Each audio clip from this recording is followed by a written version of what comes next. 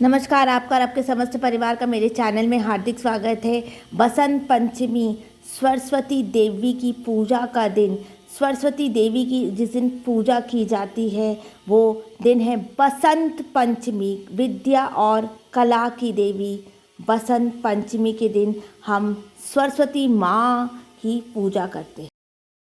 माघ महीने की शुक्ल पक्ष की पंचमी के दिन हम सरस्वती पूजा मनाते हैं। आज हम बताएंगे कैसे सरल तरीके से हम सरस्वती पूजा करते हैं। पहले हम एक चौकी लेंगे। एक चौकी को अच्छी तरह से आप साफ कर लीजिए। पहले हम लकड़ी का चौकी या पाटला लेंगे, करेंगे अच्छे से। चौकी को धो लीजिए, साफ़ कर लीजिए, पूरी साफ़ करके शुद्ध करके चौकी को। उसके ऊपर या तो आप पीला कोई वस्त्र या कोई सफ़ेद वस्त्र या तो पीला आसन या तो सफ़ेद आसन आप बिछा सकते। एक सफ़ेद रंग का आसन या कपड़ा बिछाया है। आपको अगर मन हो तो आप पीला रंग का भी आसन बिछा सकते हैं। इसके ऊपर हम माँ सरस्वती देवी को विराजमान करेंगे। सफ़ेद कपड़े के ऊपर मैंने एक छोटा सा सुंदर सा पीला आसन बिछाया है। इस पीले आसन में हम सरस्वती देवी को विराजमान करेंगे। आप इस तरह से हमने सरस्वती देवी को विराजमान किया है। आप देख लीजिए कि सरस्वती जी का जो मुख होगा या पूजा जहाँ पर भी वो उत्तर की तरफ होगा, उत्तर की तरफ होगा। और उसके बाद हम पूजा आरंभ करेंगे। बोलो श्री गणेशाय नमः।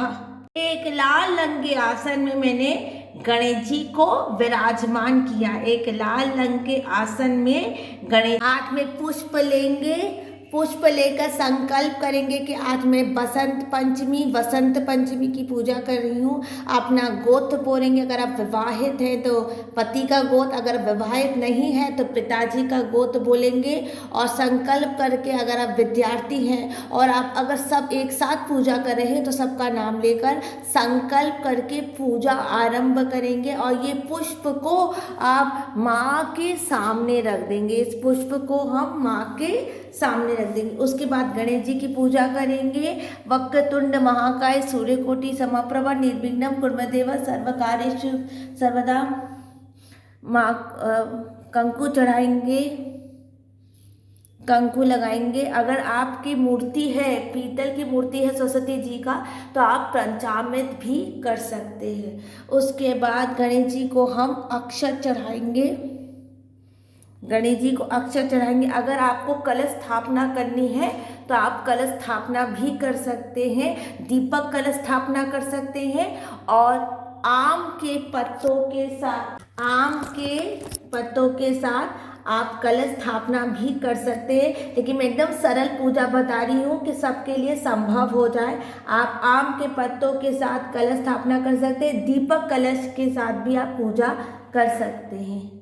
माँ के सामने हम जल रखेंगे।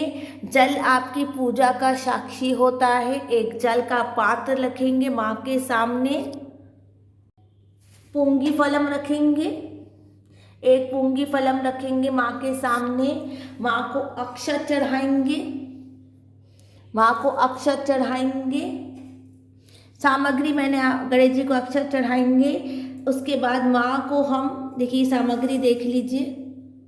उसके बाद हम माँ को हल्दी चढ़ाएंगे। ओ वीणा वादनी माँ झार दे वरदान दे, कंकु चढ़ाएंगे। उसके बाद अक्षत, उसके बाद सफ़ेद चंदन, गोपी चंदन नहीं, सफ़ेद चंदन माँ को चढ़ाएंगे। गणेश जी को सफ़ेद चंदन नहीं चढ़ता है, सफ़ेद चंदन चढ़ाएंगे माँ को। और माँ को वस्त्र में कोई पीली चुन्नी चढ़ाएंगे। आपके पास कोई भी उपवस्त्र हो और उपवस्त्र नहीं हो तो आप कलावा भी चढ़ा सकते हैं। माँ को हम पीली चुन्नी चढ़ाएंगे।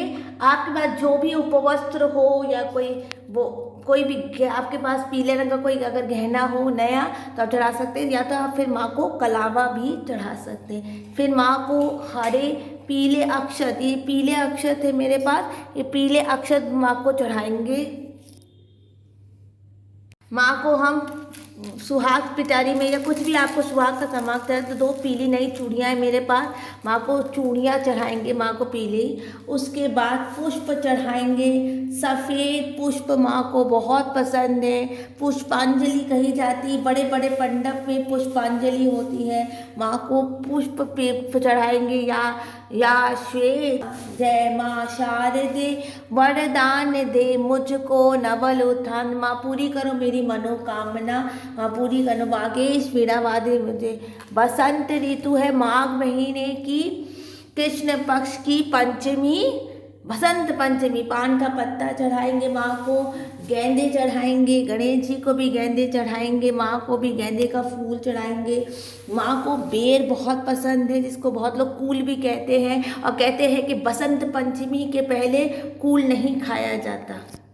माँ के सामने एक हम पंख रखेंगे, मोर का पंख कहते हैं, इससे पहले लिखा भी जाता था, कहते बहुत शुभ होता है। उसके बाद आपकी जो भी पूजा की आपकी विद्या की सामग्री हो, किताब पुस्तक, अगर आप वकील हैं तो वकालत की किताब, या आपके पास जो भी हो, नृत्य संगीत जो भी आपके लगते हों, वो सब आप माँ के सामने रखते। मैंने एक कलम रखा है माँ के सामने, कहते हैं ये जो कलम आप रखते हो उससे आप लिखते हो तो आपको बहुत प्रगति, और पूरे दिन ये माँ के चरणों में रहता है। उसके बाद माँ को हम माला चढ़ाएंगे, पीली माला चढ़ाई जाती। माँ को बसंत ऋतु है, बसंत पंचमी है, माँ को हम पीली माला चढ़ाएंगे।